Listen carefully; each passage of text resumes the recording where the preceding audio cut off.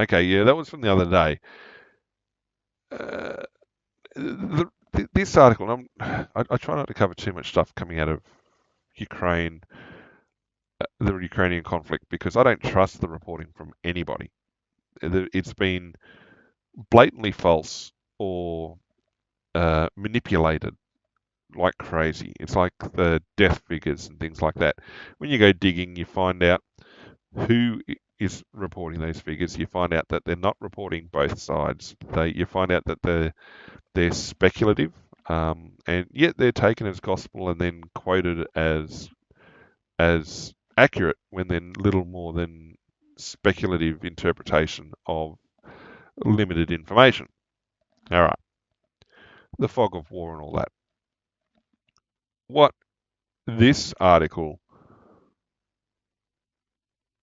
shows to me or says to me is something a bit more interesting that I'm not sure that people latch onto. I mean, the rhetoric obviously is Russia wants to take Ukraine, blah, blah, blah, blah, blah. Russia says, no, no, we're only interested in these bits. Now, if Russia was going to steamroll Ukraine and was looking at that the whole way, why did it take the, until September 2025 for them to target specifically um, the government infrastructure of Kiev or in Kiev? You'd think any military would think to target the government infrastructure and power making, power sharing, like where information goes in and out, because it saves you having to kill people on the battlefield. If you can neutralize the government's ability to govern, then you neutralize its ability to manage military affairs. You give opportunities for the people to rise up against it if it's an authoritarian government or a government that needs to be replaced, that sort of stuff. So why did it take until September 2025 for the Russians to start targeting or to successfully target? Now, the um,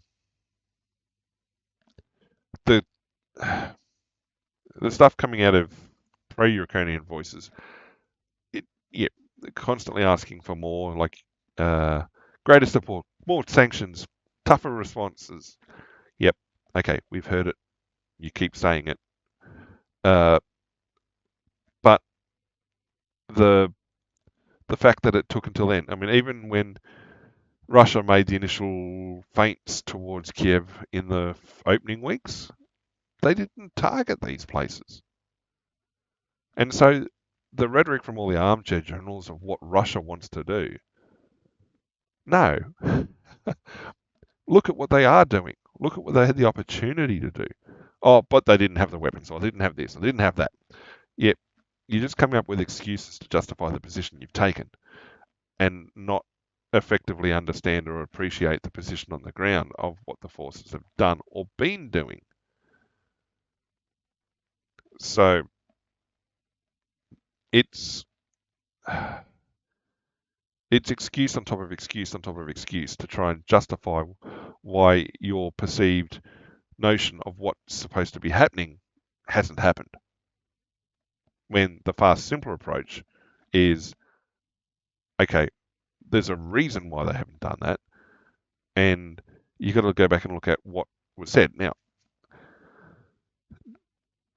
if this sort of stuff is allowed to continue in terms of the unhinged rhetoric and everything else like that, do I see Russia making more of a play for more of eastern Ukraine, pushing maybe all the way to the Dnieper? I don't know if I said that right. I don't think Russia's interested in taking Kiev. I don't think Russia wants it, or Western Ukraine. It really does not want those people or that terrain. It's got what it was after and is content just to sit tight. Give itself a buffer zone, but I think it's content to sit tight. So you see these articles screaming about how Russia's not wanting peace or not wanting to stop things and that they're still rolling over lots of people. It's like, No, the reality says otherwise. You can scream about it in the media as much as you want, but it then comes across as nothing more than propaganda. Comes across as somebody screaming wolf. Eventually, you're going to be ignored. And like I said just earlier on, the protest class has moved on from you already. Once they've moved on and the media stops watching, no one's going to care.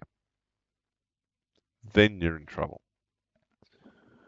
So, um, yeah, it's the rhetoric. Now, they're saying, well, Russia was bad for launching this big drone attack and everything else. Things don't happen in isolation.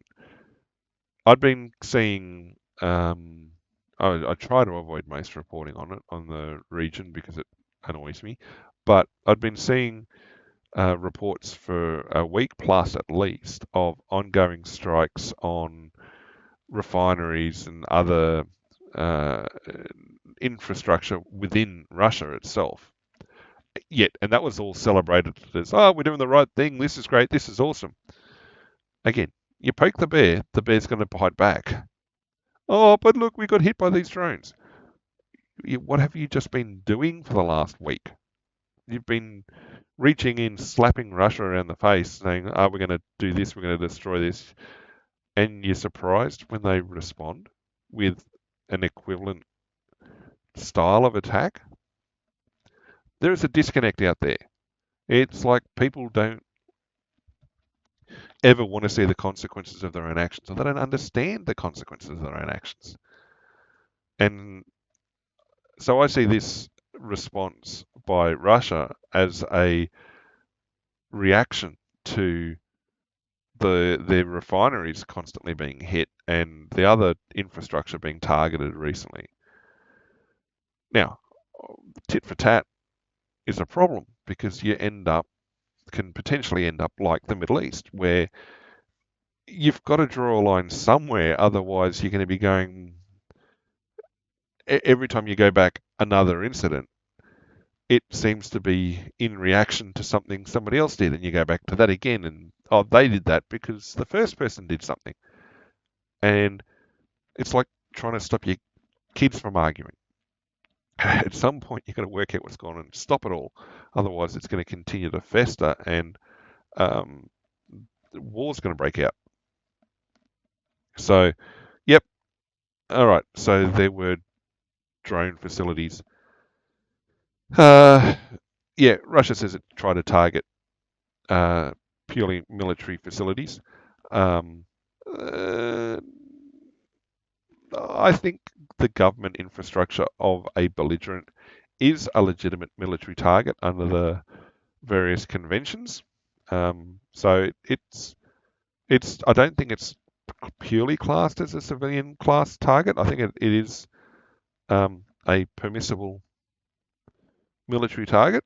So we'll see. So I mean, but they're pushing Russia. I mean, yeah, you're seeing other outlets come up with, oh no, Russia's not serious about ceasefire because of the attacks. Again, you've got voices in the media continually building the rhetoric, and you see in general it is rhetoric on behalf of one side, and it's like, well, you're not serious about looking for peace either, otherwise you wouldn't be talking about this sort of stuff. You sort of misunderstand what it means for military operations in a war, in a conflict zone. And so it's,